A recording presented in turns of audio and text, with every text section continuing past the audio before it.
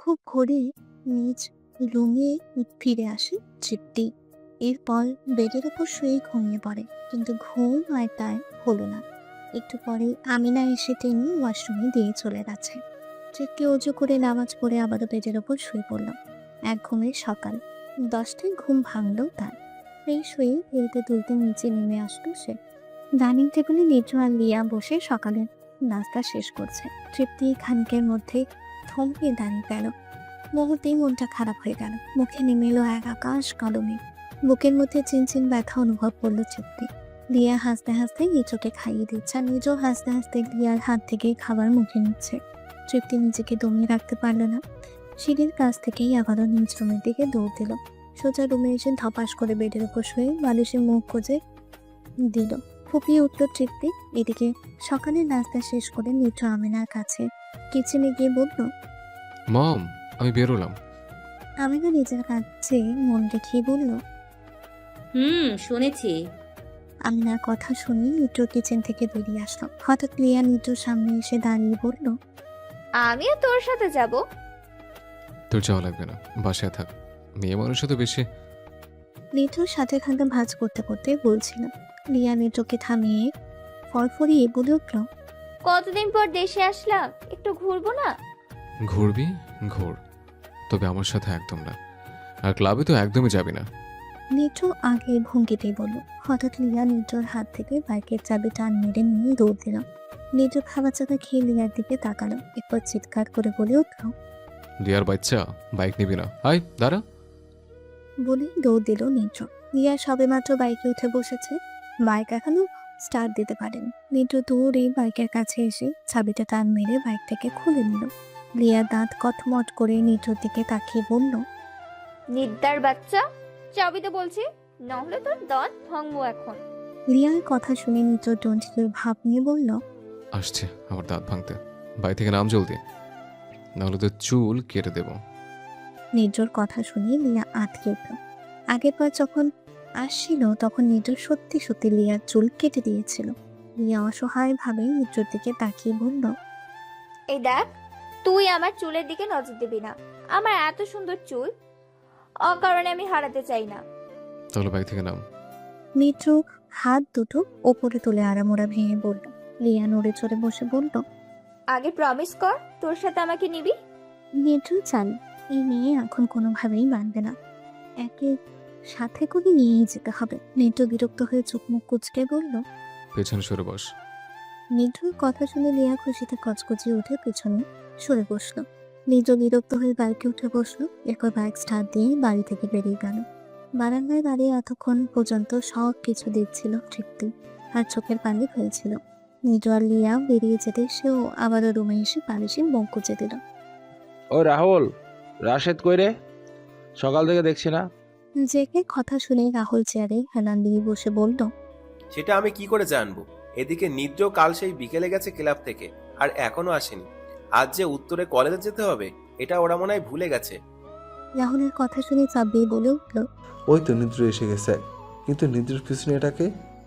সাব্বিরের কথা শুনে সবার পেছনে ফিরে তাকালো। ক্লাবের কাছের দরজা ভেদ করে সবার দৃষ্টি বাহিরে গেল। সুজন আঁতকে উঠে বলল, ও আল্লাহ গো, বাঁচাও, এই ডাইনি কবে আসলো? এই বলে নিজের আশেপাশে তাকালো সুজন, কিন্তু সে কাউকেই নিজের পাশে দেখল না। আশ্চর্য বিষয়, এখনই তো সবাই ওর পাশে বসা ছিল।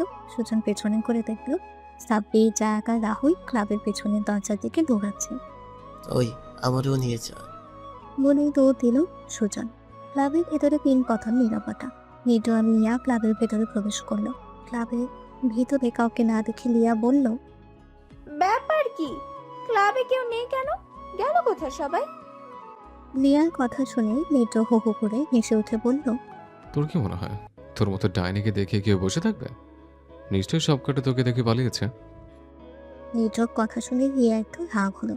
নিডো তাকে ডাইনি বললো? লিয়ার ফসা মুখটা খানিক লাল হয়ে গেল। নিডোর পেটে গুঁতো মেরে ক্লাবের পেছনে দরজার দিকে চলে গেল লিয়া। নিডো বিরক্ত হয়ে একা চেয়ারে বসে পড়ল। এরপর টেবিলের উপর তাকালে গরম চায়ের কাপ থেকে ধোঁয়া উঠছে। নিডো আবারও হেসে উঠল। সব কটা এখানে বসা ছিল। লিয়াকে দেখে সবাই লুকিয়েছে। নিডো বেশ বুঝতে পারছে তবে কতক্ষণ লুকিয়ে থাকতে পারবে নিজেও জানে না, কারণ লিয়া অনেক সাংঘাতিক মেয়ে, গোয়েন্দার মতো ঠিক খুঁজে বের করে নিয়ে আসবে। এদিকে লিয়া ক্লাবের পেছনে দরজার দিকে আসলো। দরজা খুলতেই দেখা মিলল বিশাল এক দেয়ালে। লিয়া দরজা দিয়ে বাহিরে বেরিয়ে দুপাশে তাকালো। ডান দিকে খুব চিপা জায়গা, এখান দিয়ে বেরোতে অনেক মুশকিল হবে। বাম দিকে জায়গাটা সরু, তবে কিছু ড্রাম রাখা। লিয়া এক পা দুই পা করে ড্রামগুলোর সামনে এসে দাঁড়ালো। ড্রামের একটুখানি ফাঁকা জায়গা দিয়ে চোখ গড়লায় লিয়া। সিল্কি এক মাথা চুল ধরা দিল তার চোখে। লিয়া মুচকি হেসে ফাঁকা জায়গা দিয়ে হাত গলিয়ে চুলগুলো শক্ত করে মুঠো করে টেনে ধরলো। সুজন বলে আর্তনাদ করে উঠল। এরপর লিয়ার হাত নিজের দুই হাত দিয়ে ধরলো। লিয়া খিলখিলিয়ে হেসে উঠে বলল, শালা আমার থেকে লুকাবি? বলেই চুল ধরে টান মারল লিয়া। সুজন তাড়াতাড়ি ড্রামগুলো ধাক্কা মেরে নিজের সামনে থেকে সরিয়ে নিল। লিয়া সুজনের চুল ধরে টেনে নিজের সামনে দাঁড় করালো। এরপর মুখে চওড়া এক হাসি এনে বলল, গার্লফ্রেন্ড কয়টা জোগাড় করেছিস এবার? আরে ভাই, সবাই অনেকদিন পর দেখা হলে কেমন আছো জিজ্ঞেস করে, আর তুমি প্রথমে গার্লফ্রেন্ড কয়টা আছে জিজ্ঞেস করছিস? নিজের মাথা থেকে লিয়া হাত সরিয়ে অসহায়ভাবে বলল সুজন। লিয়া নড়ে চড়ে দাঁড়িয়ে বলল, আমি যা বলছি সেটা উত্তর দে। আমি ওভার অ্যাক্টিং পছন্দ করি না। একটাও না। লিয়ার কথা শুনে মাথা নিচু করে বলল সুজন। লিয়া হু হু করে হেসে উঠে বলল, তোর মতো ছেলের গার্লফ্রেন্ড নেই, এটা তুই আমাকে বিশ্বাস করতে বলছিস? লিয়ার কথা শুনে সুজন মাথা তুলে লিয়ার দিকে তাকিয়ে বলল, আমি সত্যি বলছি, 2 বছর আগে তুই ব্রেকআপ করিয়ে দেওয়ার পর আর আমি রিলেশনে যাইনি। লিয়া আবারও হেসে বলল। কেন রিলেশনে যাসনি? দেবদাস হয়ে থাকবি নাকি? লিয়ার কথা শুনে সুজন আবারও মাথা নিচু করে বলল, আসলে তা না, একজনকে মনে ধরেছে, কিন্তু তাকে বলতে সাহস পাইনি, আর এখনো সাহস পাচ্ছি না। তোর বেটা, এটা কোনো কথা বললি? দিলি তো একটা ব্রেকআপের মোড় মাটি করে। কত সুন্দর করে ভেবে এসেছিলাম তোর ব্রেকআপ সবার থেকে ভিন্নভাবে করে দেব, কিন্তু তুই সব মাটি করে দিলি। Wait, 1 minute. আমি কি করে বিশ্বাস করব তুই সত্যি বলছিস? এমন তো হতে পারে তুই মিথ্যা বলছিস ব্রেকআপের থেকে বাঁচতে। মাজায় হাত দিয়ে সুজনের দিকে সন্দেহ দৃষ্টিতে তাকিয়ে বলল লিয়া। সুজন মাথা তুলে পকেট থেকে ফোন বের করে লিয়ার দিকে তাকিয়ে বলল, এই না আমার ফোন, দেখ কোনো মেয়ের নাম্বার আছে কিনা। লিয়া টান মেরে ফোনটা হাতে নিয়ে নিল। এরপর কিছুক্ষণ ঘাটাঘাটি করে সুজনকে আবারও ফেরত দিয়ে বলল, তুই হয়তো আমার আগমন দেখে সব ডিলিট করে দিয়েছিস। আমি সত্যি বলছি, আমি কোনো রিলেশনে চাইনি। লিয়ার হাত থেকে ফোন নিয়ে বলল সুজন। লিয়া একটু সময় কিছু ভাবলো, তারপর বলল, কানটা এদিকে নিয়ে আয়, কিছু কথা বলবো। লিয়ার কথা শুনে সুজন আতঙ্কের সাথে বলে উঠল, না না, যা বলো সরাসরি সামনাসামনি বল, তোকে বিশ্বাস নেই, যে কোনো সময় কামড় বসিয়ে দিতে পারিস। সুজনের কথা শুনে লিয়া হো হো করে নিচে উঠে বলল, তেমন কিছু করব না, সত্যি বলছি। কানটা এদিকে নিয়ে আয়, কিছু প্ল্যান বলি তোকে, আমার হেল্প করতে পারবি তুই। যদিও লিয়াকে এখন বিশ্বাস করতে পারছে না সুজন, তবু আমতা আমতা করে কান পেতে দিল। লিয়া ফুসুর ফাঁসুর করে কত কিছু বলল। সুজন লাফ দিয়ে দূরে সরে সোজা হয়ে দাঁড়িয়ে বলল, সত্যি তো? আমি যদি এই কাজে তোকে হেল্প করি তাহলে আমাকে ওটা দিবি? আগের বার কি তোমাকে ধোকা দিয়েছি? সুজনের কথা শুনে লিয়া নিজের গলায় হাত দিয়ে চিমটে ধরে বলল, এই প্রমিস করছি এবার তোকে ওটা দিব যদি আমাকে হেল্প করিস। আমি রাজি, আমি রাজি। খুশিতে কচকচিয়ে উঠে বলল সুজন। লিয়া এবার আরামোরা ভেঙে বলল, তাহলে বল ওরা সবাই কই? আজ আর ওদের পাওয়া যাবে না, আমরা বরং কাল থেকে প্ল্যান স্টার্ট করি। ওরা 3টা পালিয়ে গেছে। লিয়ার কথা শুনে বলল সুজন। লিয়া কিছুক্ষণ ভেবে বলল, আচ্ছা তাহলে এখন ক্লাবের ভিতরে চল। চল। এই বলে সুজন আর লিয়া ক্লাবের ভিতর চলে আসলো। বিকেল 4টা বাজে। ছাদের রেলিং ধরে উদাস নয় দূর আকাশে তাকিয়ে আছে তৃপ্তি। বুকের ভিতরটা কেমন যেন দুমড়ে মুচড়ে যাচ্ছে তার। কান্না করার কারণ চোখ মুখ লাল হয়ে আছে মেয়েটার। আকাশ থেকে চোখ নামিয়ে পাশের গোলাপ গাছটার সামনে এসে দাঁড়ালো তৃপ্তি। এরপর ফুটন্ত একটা গোলাপ হাত দিয়ে ছুঁয়ে অপলকে তাকিয়ে বলল, সে কি আমার হতে পারে না ফুল? আমি যে তাকে ছাড়া থাকতে পারবো না। আমার যে তাকে সব সময় পাশে চাই, এমনটা আমার সাথে কেন হলো ফুল? আমি যে তাকে ছাড়া বাঁচবো না। 3 বছরের দেখা স্বপ্ন আমি কি করে ভেঙে দেব, যার জন্য সব ছেড়ে এই দূর দেশে পাড়ি জমিয়েছি। শেষে আমার তাকে হারাতে হবে। কিন্তু আমি তো জানি সেও আমাকে চায়। তাহলে মাঝখান থেকে কেন বারবার আপদ আসে? কথাগুলো বলে চোখের পানি ফেলতে লাগলো চিত্তি। এভাবে আরো কিছু সময় অতিবাহিত হলো। চিত্তির গোলাপ গাছটা খুব মনোযোগ দিয়ে দেখছে। গাছটা যেন মৃদু বাতাসে হেলে তুলে তাকে কিছু বলছে। হঠাৎ পেছন থেকে কেউ তাকে জড়িয়ে ধরল। তৃপ্তি থমথমি খেয়ে তাড়াতাড়ি চোখের পানি মুছল, কারণ মানুষটা তার খুব পরিচিত, যার স্পর্শ চাইলেও কখনো ভুলতে পারবে না তৃপ্তি। নিচু চট করে তৃপ্তিকে নিচের দিকে ঘোরালো। মেয়েটা মাথা নিচু করে আছে। নিচু 2 হাত তৃপ্তির 2 গালের উপর রেখে মুখটা নিচের দিকে তুলল। গাল, নাক, চোখ দুটো খানিক লাল হয়ে আছে তৃপ্তির। নিচু কেমন করে যেন তৃপ্তির দিকে তাকালো। মেয়েটা কি হয়েছে বুঝতে পারছে না নিচু। কি হয়েছে তোর? এমন দেখাচ্ছে কেন? কিছুটা আতঙ্কের সাথে বলল নিচু। তৃপ্তি ছলে ছলে চোখে নিচুর দিকে তাকিয়ে আছে। তৃপ্তির উত্তর না পেয়ে নিচু বিচলিত হয়ে বলল, কথা বলছিস না কেন? কে তোকে কি বলেছে? কান্না করছিলি কেন? নিচুর কথা শুনে তৃপ্তি নিজেকে কিছুটা সামলে নিল। এরপর নিচুর হাত দুটো নিজের গাল থেকে নামিয়ে তৃপ্তি বলল, কেউ আমাকে কিচ্ছু বলেনি। বাম হাতটা কেমন যেন ব্যথা করছিল। নিজের বাম হাত ডলতে ডলতে বলল তৃপ্তি। লিজু চট করে হাতটা নিজের 2 হাতের মধ্যে নিয়ে বলল, ধর পাগলে, এর জন্য আবার কান্না করা লাগে? তৃপ্তির বাম হাতটা একটু মালিশ করে দিয়ে বলল নিচু। তৃপ্তি তাকিয়ে আছে নিচুর দিকে। মুখে কিছু বলতে পারছে না সে, গলা যেন জড়িয়ে আসছে। নিচু তৃপ্তির মুখের দিকে তাকালো। তৃপ্তির মাথা নিচু করে নিল। নিচু তৃপ্তির হাত ছেড়ে দিয়ে আবারও তৃপ্তির 2 গালে হাত রেখে নিজের দিকে মুখ তুলে বলল, আজ সারাদিন তোকে দেখতে পাইনি, দুপুরে খাওয়া টেবিলেও না, তার উপর এখানে এসে কান্না করছিস। হাত ব্যথা করলে আমাকে একটু বলতে পারতি না? তৃপ্তি কিছু বলছে না, শুধু তাকিয়ে আছে। তার সে বলবে কি করে? তার যে এখন কথায় গলা দিয়ে আসছে না। যা আসছে সব কান্না ভেজা কথা, যা তৃপ্তি কখনো নিটুর সামনে বলবে না। নিটু তৃপ্তির উত্তর না পেয়ে ঠোঁট জোড়া তৃপ্তির টকটকে লাল গালে ছুঁয়ে দিয়ে বলল, রাগ করেছে বলছে মাই কিউটি? বলতে বলতে তৃপ্তিকে নিজের সাথে মিশিয়ে নিল নিটু। তৃপ্তি শক্ত করে জড়িয়ে ধরল নিটুকে, যেন কেউ নিটুকে ছিনিয়ে নিয়ে যাচ্ছে তৃপ্তির থেকে। নিটু মুচকি হেসে তৃপ্তির মাথায় হাত রাখল। সকাল 6টা বাজে। আমেনা কিচেনে সকালে নাস্তা তৈরি করছেন। ওনার মনে কি চলছে একমাত্র উনিই জানেন। রিয়া ফোনে কথা বলতে বলতে কিচেনের দিকে আসলো। হ্যালো সুজন। অপর পাশ থেকে সুজন একরাশ বিরক্তি নিয়ে ঘুম জোরালো কণ্ঠে বলল, বল, এত সকালে কল করেছিস কেন? শান্তিতে ঘুমোতেও দিবি না নাকি? সুজনের কথা শুনে রিয়া একটা ঝাড়ি মেরে বলল, ওই তোর ঘুম রাখ। কাল তোকে কি বলেছিলাম আমি, মনে নেই তোর? নাকি ওটা তুই নিতে চাস না? রিয়ার ঝাড়িয়ার কথা শুনে মুহূর্তের মধ্যেই সুজনের ঘুম হারাম হয়ে গেল। সে শোয়া থেকে উঠে বসে রিয়াকে বলল, আমি এখনই আসছি। কোথায় আসতে হবে বল? সোজা আমাদের বাসায় চলে আয়। এই বলে রিয়া কল কেটে দিল। সুজনকে আর কিছু বলতে দিল না। কিচেনের মধ্যে প্রবেশ করে আমেনাকে পেছন থেকে জড়িয়ে ধরল রিয়া। এরপর আমেনার কাঁধে চিবুক ঠেকিয়ে কানের কাছে মুখ নিয়ে বলল, কি করো শাশুড়ি মা? আমেনা এতক্ষণ এক মনে কাজ করছিলেন, কিন্তু এই পর্যায়ে তিনি থমথমে খেয়ে যান। তিনি জোরপূর্বক মুখে হাসি এনে বললেন, নাস্তা তৈরি করছি।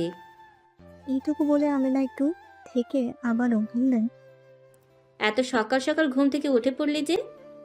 আর বলো না, ওই ব্যাটা সুজন আছে না, মানে আমার জামাইয়ের বন্ধু, ওরে আসতে বলেছি, একটা কাজ আছে। রিয়ার কথা শুনে আমেনা রিয়াকে নিচে থেকে ছাড়িয়ে সন্দেহ দৃষ্টিতে তাকিয়ে বললেন, কি কাজ? এখন কিছু বলবো না, আগে কাজটা কমপ্লিট করি তারপর বলবো। শুনে তুমি হাসতে হাসতে শেষ হয়ে যাবে। এই বলে রিয়া হাসতে লাগলো।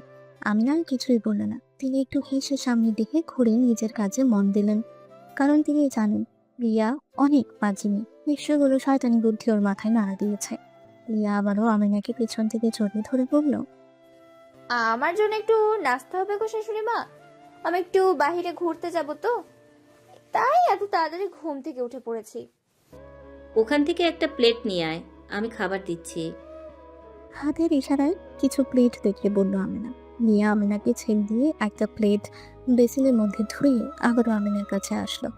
আমিনা ভাজি আর দুটো রুটি দিল। লিয়া কিচেনের মধ্যে দাঁড়িয়ে দাঁড়িয়ে খেতে লাগলো আর আমিনার সাথে ফটর ফটর করতে লাগলো। ঘুমের মধ্যে তৃপ্তি অনুভব করলো কেউ তার কান ধরে টানছে। তাড়াতাড়ি চোখ খুলে 2 হাত দিয়ে কানে থাকা হাতটা ধরলো সে। এরপর শোয়া থেকে উঠে বসলো। সামনের দিকে তাকাতেই চিরচেনা মুখটা দেখে বলে উঠল, আহ ভাইয়া, কি করছো? ব্যথা পাচ্ছি তো, কান ছাড়ো। ঘুম ঘুম কণ্ঠে 2 হাত দিয়ে শক্ত করে নির্জর হাত ধরে বলল তৃপ্তি। নির্জর তৃপ্তির কান ধরে বেডের পাশে বসে বলল, সকালে আমার জন্য কফি বানিয়ে আনতে বলেছিলাম আমি, কাল ঘুমিয়েছিলে, এর জন্য মাফ করলাম। কিন্তু আজও অনিয়ম, এটা তো হয় না। তাড়াতাড়ি চটপট করে আমার জন্য কফি বানিয়ে নিয়ে আয়। আমি এখানে বসলাম। এই বলে তৃপ্তির কান ছেড়ে দিল নির্জ। তৃপ্তি নিজের কান দুলতে দুলতে চোখ গরম করে নির্জর দিকে তাকিয়ে আছে। একটু আদর করে ঘুম থেকে তুললে কি হতো? এভাবে আঘাত দিয়ে তোলার কি আছে? এমনিতেই তো মনটা ভালো নেই। নির্জ পকেট থেকে ফোন বের করে হাত দিয়ে বলল, এভাবে আমার দিকে তাকিয়ে থেকে লাভ নেই, তাড়াতাড়ি কিচেনে যা। কফি না খেয়ে আমি বাবা এখান থেকে যাচ্ছি না। পা দুটো বেডের ওপর তুলে গোল ঘরে বসে বলল নির্জ। তৃপ্তি জোরে নির্জকে একটা ধাক্কা মেরে বেড থেকে নেমে দাঁড়ালো। এরপর বিড়বিড় করতে করতে রুম থেকে বেরিয়ে গেল। একে তো তোকে পাবো না, তার উপর তোর টর্চার। উফ, আমারই উঠে নাও আল্লাহ, আমি আঘাত সহ্য করতে পারবো না।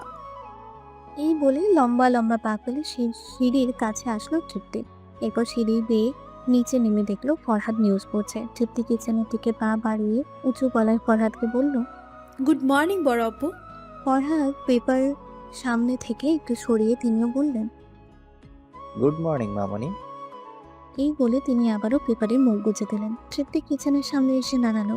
আমিনার নাস্তা বানানো শেষ। তিনি এখন ফরহাদের জন্য প্লেটে নাস্তা নিচ্ছেন। তৃপ্তি সোজা কিচেনের মধ্যে প্রবেশ করে। পানি গরম করার জন্য বলল।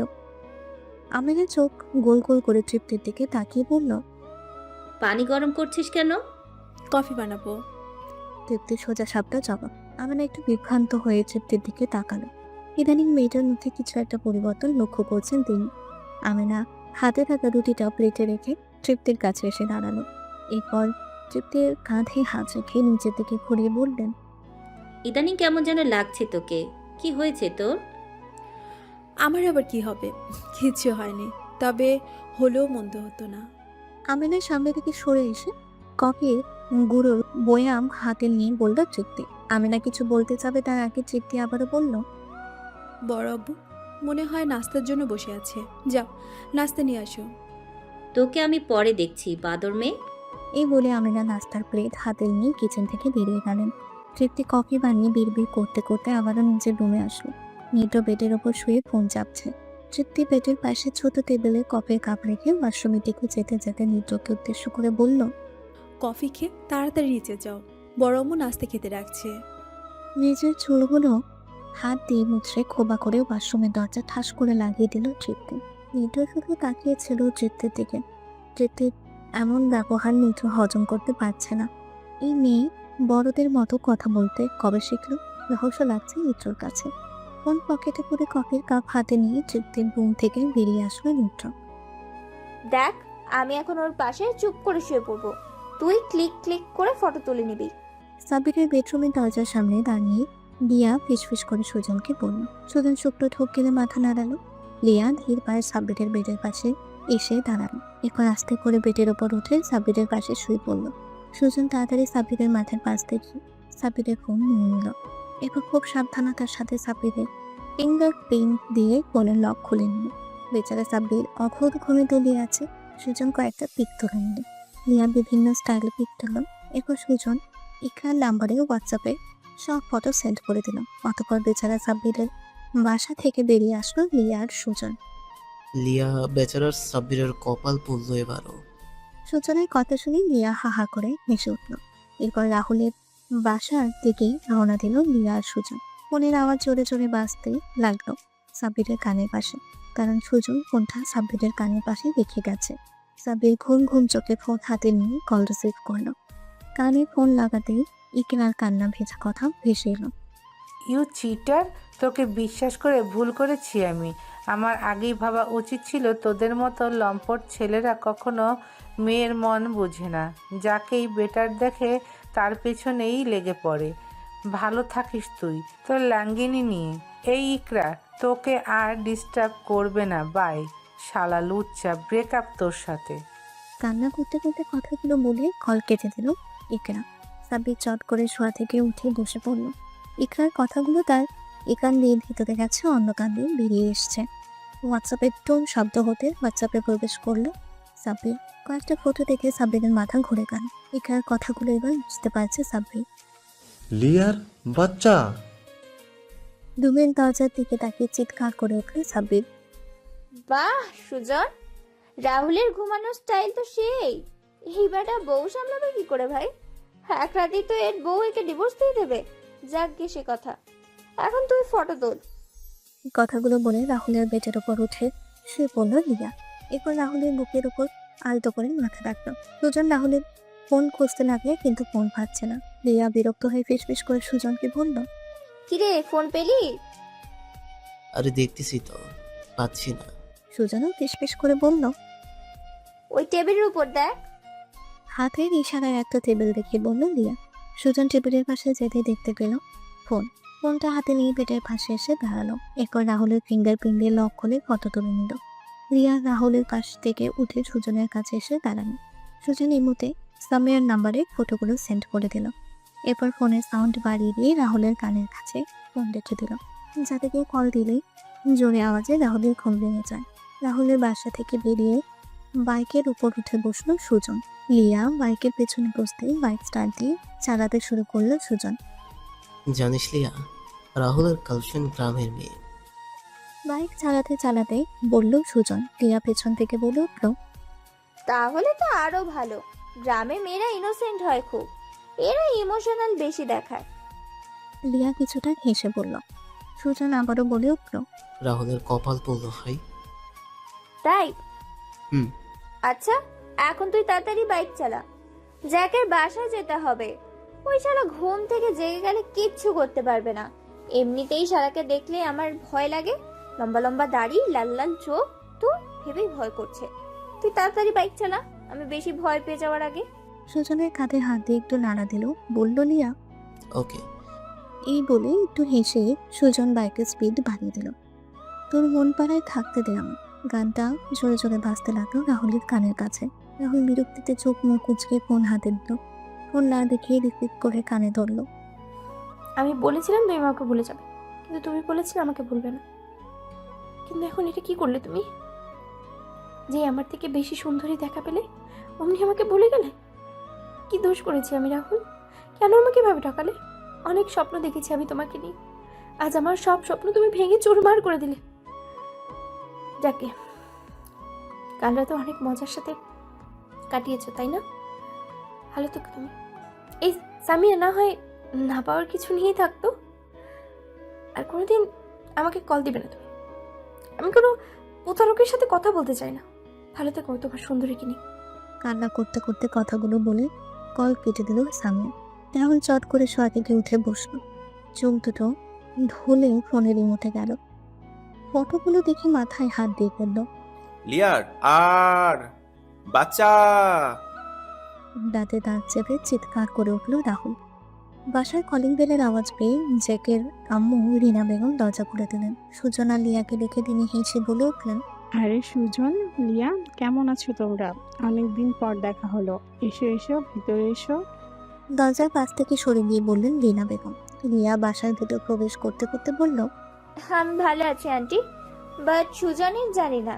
আপনি কেমন আছেন? তোমার দুষ্টুমি এখনো কমেনি লিয়া। রিনা বেগম একটু হেসে বলেন। লিয়া মাথা চুলকে বলল, এটা আমার জন্মগত রোগ আন্টি, এটা কি ছেড়ে দেওয়া যায়? এখন বলুন সকালের কি নাস্তা বানিয়েছেন? আপনার হাতে রান্না খাবো বলে সেই লন্ডন থেকে ছুটে এসেছি। হয়েছে, আর পান দিতে হবে না। আমি ভালো করেই জানি তুমি কেমন। এর আগের বার কত করে বললাম, লিয়া একটা দিন থেকে যাও আমাদের বাসায়। কই, তখন তো আমার কথা শুনলে না। রিনা বেগমের কথা শুনে লিয়া শুকনো হাসি দিয়ে বলল, এবার থেকে যাবো আন্টি। আরে ভাই, আমি যেখানে দাঁড়িয়ে আছি আমাকেও দুই একটা কথা বলার সুযোগ দে। সুজনের কথা শুনে রিয়া মুখ বাঁকিয়ে বলল, তোরে কে ধরে রাখছে? কথা বলতে হলে বলবি। তোরই তো বোনের রিয়া পুরো কথা শেষ করতে পারল না। সুজন চোখ গরম করে তাকালো। রিনা বেগম থমথমে খেয়ে রিয়ার দিকে প্রশ্নবোধক দৃষ্টিতে তাকালো। রিয়া ঢোক গেলে ফোকলা হেসে বলল, আরে এভাবে আমার দিকে তাকিয়ে আছিস কেন সুজন? আমি জাস্ট ফান করছিলাম। আচ্ছা, আন্টির জেক কোথায়? ওর সাথে একটু দেখা করে আসি। রিনা বেগম জোরে নিঃশ্বাস ছেড়ে হাতের ইশারা করে বললেন, ওটা ওর রুম, ওখানে জ্যাক ঘুমোচ্ছে। আচ্ছা, তোমরা ওকে জাগিয়ে দাও, আমি তোমাদের জন্য নাস্তার ব্যবস্থা করছি। রিনা বেগমের কথা শুনে সুজন বলল, আঙ্কেল কোথায় আন্টি? তোমাদের আঙ্কেল কাজের জন্য দেশের বাইরে গেছে। আচ্ছা আন্টি, আমরা জেকের রুমে যাচ্ছি। আপনি আমার জন্য দুটো পরোটা ভাজিয়ে। রিয়া এই বলে সুজনের হাত ধরে টেনে জ্যাকের রুমে নিয়ে আসলো। রিনা বেগম হেসে উঠে রান্নাঘরের দিকে চলে গেলেন। জ্যাকের রুমে এসে সুজন আর রিয়া দেখলো জ্যাক পড়ে পড়ে ঘুমাচ্ছে। এক পা বেডের পাশে ঝুলে আছে, আরেক পা বেডের উপরে। গায়ের কম্বল এলোমেলো হয়ে পড়ে আছে জ্যাকের গায়ের উপরে। রিয়া শুকনো ধূপ গেলে সুজনকে বলল, তোর বোন কি দেখে একে পছন্দ করেছে রে? একে মানুষের বলা ভুল হবে ভাই। পশুরাও কত সুন্দর করে গুটিকে শুটি মেরে শুয়ে, আর একে দেখ, সাব্বির আর রাহুল তবু মোটামুটি ঠিক আছে, আর এই শালা তো একবারে জঘন্য। তোর বোন সারা জীবন কি করে কাটাবে এই উটকো বাদরের সাথে? আমি তো এক সেকেন্ডও থাকতে পারবো না।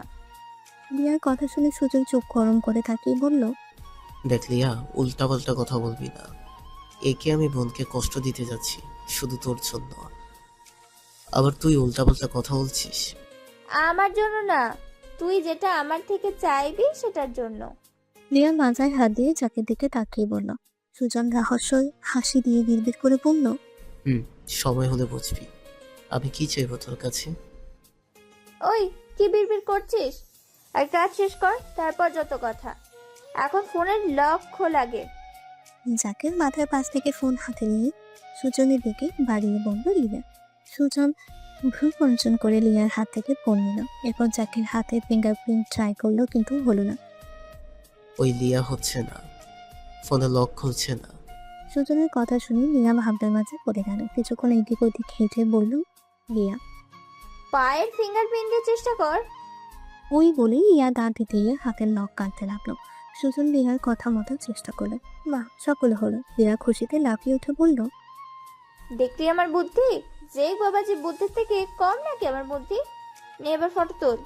এই বলে রিয়া সাবধানে বেডের ওপর উঠে জ্যাকের পাশে শুয়ে পড়ল। সুজন ক্লিক ক্লিক করে ফটো তুলে হোয়াটসঅ্যাপে তার বোনের নাম্বারে পাঠিয়ে দিল। এরপর লিয়া সহ জ্যাকের রুম থেকে বেরিয়ে আসলো। ডাইনিং টেবিলে বসে লিয়া সুজনকে বলল, তোর কি মনে হয় তোর বোন এখন ঘুম থেকে উঠে গেছে? কেন, তোর কি ভয় হচ্ছে? আরে ভয় পাস না, আমার বোন ঘুম থেকে আরো 1 ঘন্টা পর উঠবে। ততক্ষণে আমরা নাস্তা শেষ করে এখান থেকে যাওয়া হয়ে যাবে, তোর ভয় নেই। লিয়ার কথা শুনে হেসে উঠে বলল সুজন। লিয়া হাতের আঙুলগুলো এলোমেলো ভাবে ডাইনিং টেবিলের ওপর নাড়িয়ে জ্যাকের রুমের দিকে তাকিয়ে বলল, বামের গুহায় বসে আছি ভাই, আর তুই বলছিস ভয় পাবো না? কাজও তো থাবা খাওয়ার মতো করেছি, তাই না?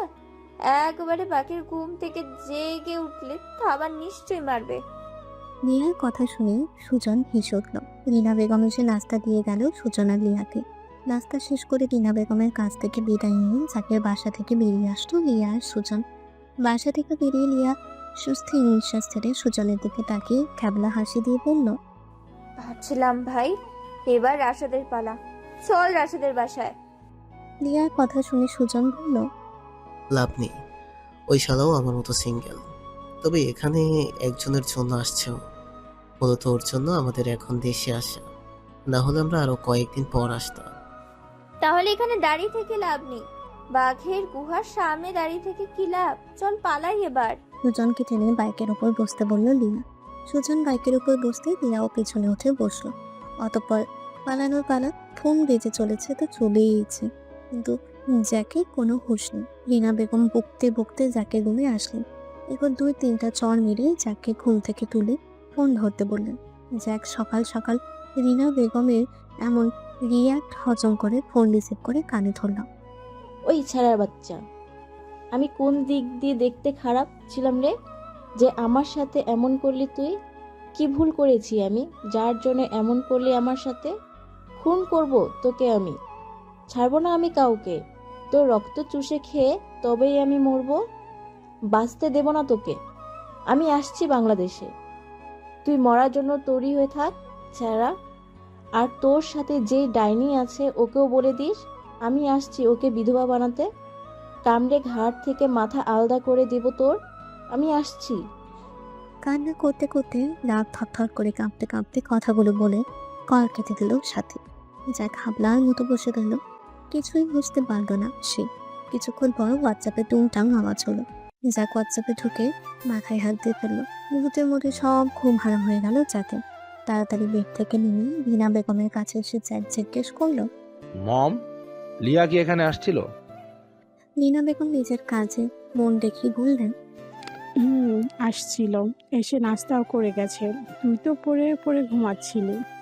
রিনা বেগমের কথা শুনে যাক চিৎকার করে বলে উঠল, তুমি ওকে বাসার মধ্যে ঢুকতে দিলে কেন মম? এখন আমার কি হবে? এবার আমার আর রেহাই নেই। সিঙ্গেল লাইফ আমার মার্ডার হলো রে, আর শান্তিতে বাঁচতে পারবো না। লিয়ার বাচ্চা! এই বলে হনহনিয়ে আবারও নিজের রুমে চলে আসলো যাক। রিনা বেগম কেঁপে উঠে চুপসে দাঁড়িয়ে। পার্কের মধ্যে বেঞ্চের উপর বসে ফুচকা খাচ্ছিল লিয়া। সুজন পাশে বসে বাদামের খোসা ছিলে খাচ্ছে। লিয়া একটা ফুচকা মুখে পুরে চোখ বুজে বলল, সেই রকমের ফিলিংস দুজন। মিস করছিলাম অনেক এটাকে। আমার টেনশনে মাথা ফেটে যাচ্ছে, আর উনি ফুচকার ফিলিংসে মজা নিচ্ছেন। সুজন বাদাম চিবোতে চিবোতে একজোড়া কাপলের দিকে তাকিয়ে বিড়বিড় করে বলল। তবে লিয়ার কানে কথাটা পৌঁছে গেল। লিয়া চোখ খুলে সুজনের দিকে এক পলক তাকালো, এরপর নিজের সিনা দিয়ে সুজনের সিনায় ধাক্কা মেরে বলল, আরে চাপ নিস না, আমি আছি তো। শুধু এদের থেকে কয়েকদিন লুকিয়ে চলতে হবে, কয়েকদিন পর সব ঠিক হয়ে। কথাটা শেষ করে আর একটা ফুচকা মুখে পুরে নিল লিয়া। সুজন অসহায় দৃষ্টিতে তাকালো লিয়ার দিকে। হঠাৎ সুজনের ফোনে টুংটাং শব্দ হলো কয়েকটা। সুজন ফোন হাতে নিয়ে দেখলো কয়েকটা মেসেজ আসছে হোয়াটসঅ্যাপে। সুজন হোয়াটসঅ্যাপে প্রবেশ করার আগেই কল আসলো। সুজন চোখ গোল গোল করে ফোনের স্ক্রিনে তাকালো। সখী নামটা স্পষ্ট জলজল করছে ফোনের স্ক্রিনে। লিয়া আর চোখে ফোনের দিকে একবার তাকিয়ে মুচকি হেসে বলল, তোর বোন কল করেছে, এভাবে তাকিয়ে থাকার কিছু নেই, কল রিসিভ কর। আর হ্যাঁ, লাউড স্পিকারে দে, শুনি তোর বোনের রিয়াক্ট। লিয়ার কথা শুনে সুজন আবারও অসহায় দৃষ্টিতে তাকালো লিয়ার দিকে। এরপর আবারও ফোনের দিকে তাকিয়ে আমতা আমতা করে কল রিসিভ করলো। সাথে সাথে সাথীর কান্না ভেসে এলো। সুজন নিজেকে স্বাভাবিক করার চেষ্টা করে বলল, কি কি হয়েছে সাথী? কান্না করছিস কেন? সুজন কিছুটা আমতা আমতা করে বলে সাথী হেঁচকি তুলে বলল, আমার সব শেষ দাদা ভাই। যে আমাকে ধোকা দিয়েছে, আমার সাথে প্রতারণা করেছে সে দাদা ভাই। কিন্তু তুমি তো বাংলাদেশে, ওকে কিছু বললে না তুমি? তোমার তো সব জানা কথা, তুমি ওকে বাধা দাওনি? তোমার না বন্ধু সে? সাথীর কথা শুনে সুজন কি বলবে বুঝতে পারছে না। না মানে সুজনের এমন আমতা আমতা কথা সাথীর গায়ে লাগলো। সাথী হেঁচকি তুলে চিৎকার করে বলল, বুঝছি আমি, তুমিও ওর সাথে যুক্ত, নিজের বন্ধু তো, তাই কিছু বললো না ওকে। সমস্যা নেই, আমি আগামী 2 দিনের মধ্যে দেশে আসছি, সবাইকে দেখে নিব, আমি কাউকে ছাড়বো না। হেঁচকি তুলে কথাগুলো বলে চোখের পানি মুছল সাথী। এরপর সুজনকে কিছু বলার সুযোগ না দিয়ে কল কেটে দিল। সুজন শুকনো ঢোক গিলে ফোনের দিকে তাকিয়ে রইল। লিয়া এতক্ষণ সব শুনছিল। এই পর্যায়ে লিয়া হে হে করে হেসে উঠে বসল। তোর বোন তো দেখছি বেশ জেদি। ওই শালা জেকের মধ্যে কি দেখলো তোর বোন যে আমি পাগল হয়ে যাচ্ছে ওর জন্য? যাক ভালোই হলো, এবারও দেশে আসলে জেকের সাথে বিয়ে দিয়ে দেবো। আমার বোনকে তুই জানিস না, ও আমার উপরে পর্যন্ত হুকুম খাটায়। বাসার কেউ ওর উপরে কথা বলতে পারে না, বললেই বাসার সব জিনিস ভেঙে করিয়ে দেয়। হোয়াটসঅ্যাপের মেসেজগুলো দেখার জন্য হোয়াটসঅ্যাপে প্রবেশ করতে করতে বলল সুজন। লিয়া মুখ বাঁকিয়ে ফুচকা খাওয়ায় মন দেয়। হোয়াটসঅ্যাপের সাথীর চ্যাট লিস্টে কয়েকটা ফটো দেখলো সুজন। প্রিয় মানুষটির অন্য কারো পাশে শুয়ে আছে, কিন্তু এই ছবিগুলো সুজনেরই তোলা। সুজন মনে মনে বলে উঠল, যদি সে আমার না হয় ঠিক এমনভাবে যদি সে অন্য কারো বুকে চলে যায়, তখন আমি কি করব? আমি তাকে ছাড়া কি করে বাঁচবো? তাকে যে এখনো বলা হয়নি কতটা ভালোবাসি তাকে।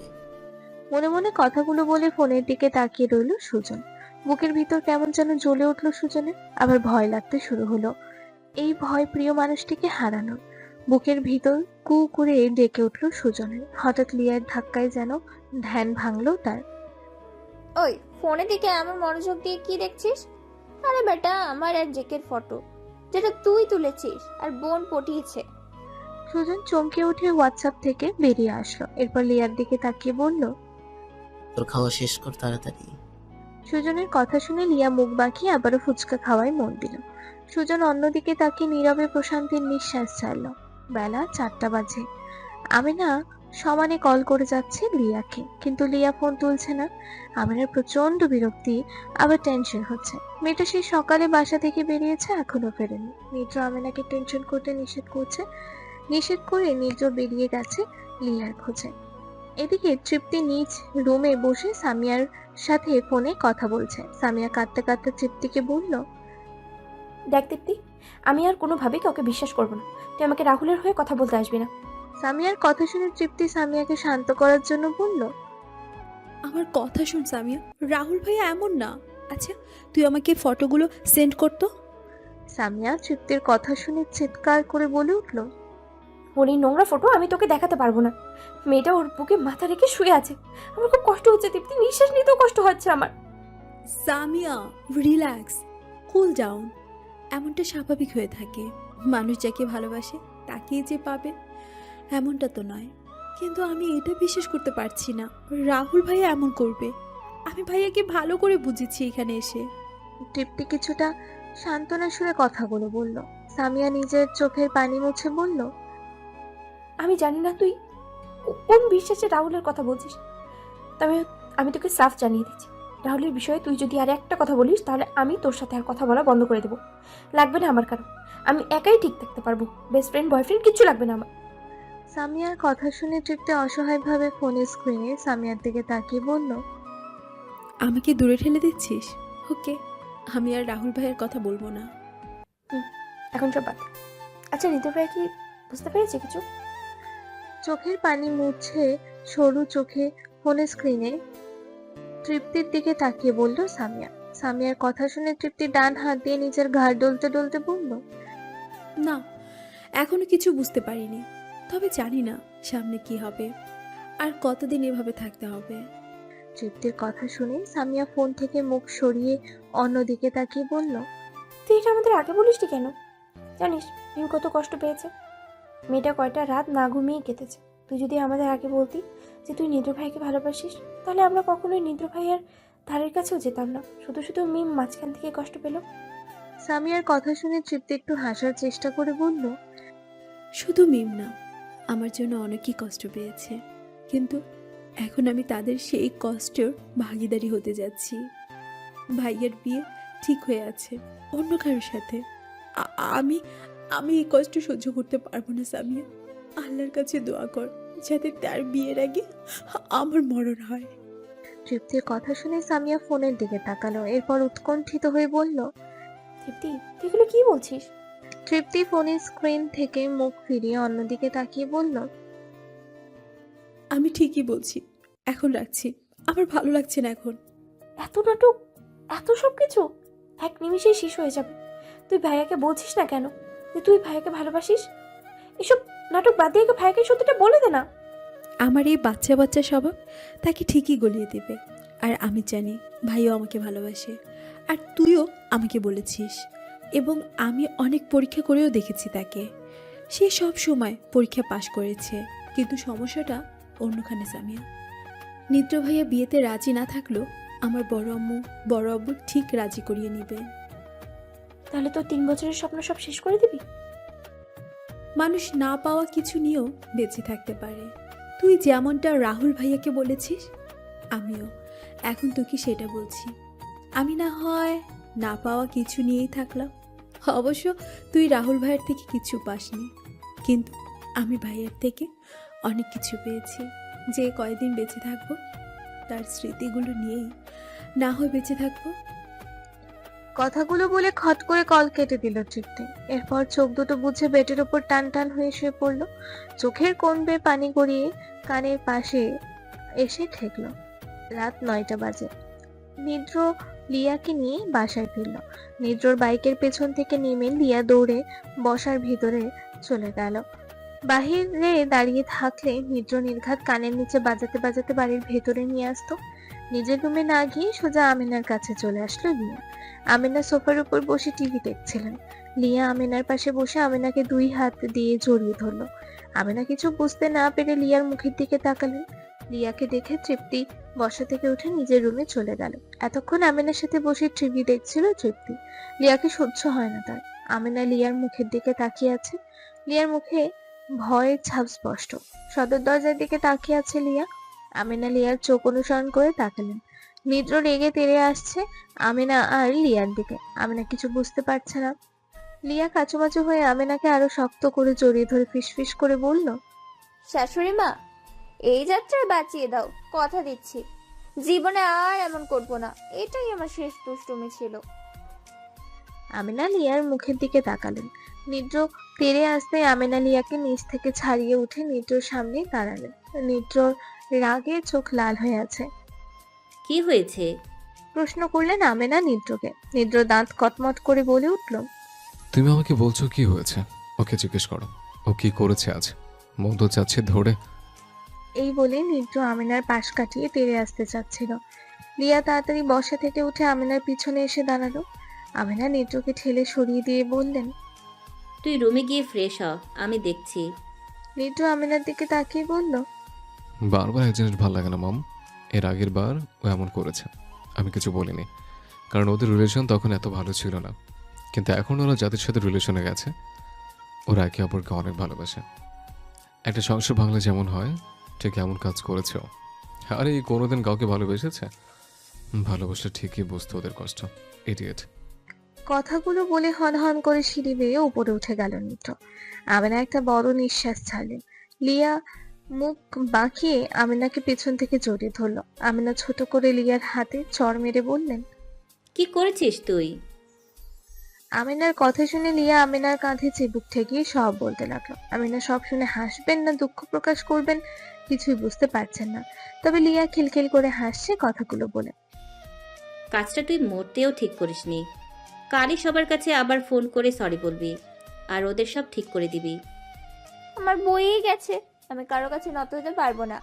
নিদ্রায়ন আহমেদ নিদ্রর বউ কারো কাছে নত হবে না, এটা প্রেস্টিজে লাগবে। আমিনার কথা শুনে এই বলে লিয়া আমিনাকে ছেড়ে দিল। এরপর সিঁড়ি বেয়ে নিজের রুমের দিকে হাঁটা ধরলো। আমিনা একটা দীর্ঘশ্বাস ছাড়লেন। পেরিয়ে গেছে 3টা দিন। আমিনা মাথা নিচু করে বসে আছেন নিজ রুমে। ওনার চোখ দুটো স্থির হয়ে আছে মেঝেতে।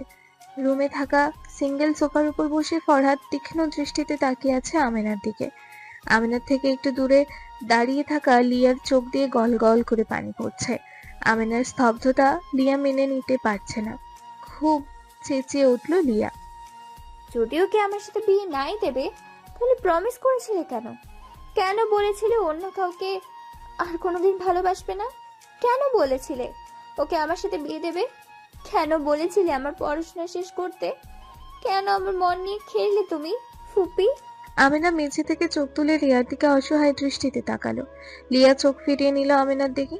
মেয়েটাকে এতটা আশকারা দেওয়া উচিত হয়নি আমিনার। এজন্যই মানুষ বোধহয় বলে সময়ের সাথে সবকিছু পাল্টে যায়, সময় মোতাবেক সিদ্ধান্ত নিতে হয়। অসময় সিদ্ধান্ত নিলে পরে ভুগতে হয়। ফরহাদ শান্ত কণ্ঠে বলে উঠল, এসব কি হচ্ছে আনু? আমিনা ফরহাদের দিকে অসহায় দৃষ্টিতে তাকালো। ফরহাদ বসা থেকে উঠে লিয়ার কাছে আসলো। এরপর লিয়ার মাথায় হাত বুলিয়ে বলল, কি হয়েছে মামুনি? আমাকে সব খুলে বল, আমি কিছু বুঝতে পারছি না। ফরহাদের আদর মাখা কথা শুনে লিয়ার কান্নার বেগ বেড়ে গেল। ফুপিয়ে ফুপিয়ে বলে উঠল লিয়া, আর সকালে যখন আমি বাসা থেকে বেরিয়ে নিদ্রদের ক্লাবে যাই, তখন সাব্বির আমাকে বলল নিদ্র আর তৃপ্তি রিলেশনের কথা আমি জানি কিনা। কথাটা শুনে আমার মাথায় যেন আকাশ ভেঙে পড়লো। আমি সাব্বিরের দিকে ক্ষুদ্র দৃষ্টিতে তাকিয়ে বলি, একদম ঝাঁজে কথা বলবি না। কিন্তু সাব্বির অবাক হলো মনে হয় আমার রাগ হওয়ায়। পরে সাব্বির আমাকে নিদ্রর সাথে কথা বলতে বললো এই ব্যাপারে। আমার মাথায় প্রচন্ড রাগ ছিল। আমি সোজা আমার বাসায় এসে নিদ্রকে ব্যাপারটা জিজ্ঞেস করি। নিদ্র প্রথমে আমতামতা করলেও পরে স্বীকার করে আমার দুনিয়াটা যেন থমকে গিয়েছিল। মানে হচ্ছিল জীবনটা দিয়ে সেই ফুপা। কথাগুলো বলে টুকরে কেঁদে উঠল লিয়া। ফরহাদ আমিনার দিকে তাকালেন। আমিনা মাথা নিচু করে নিলেন।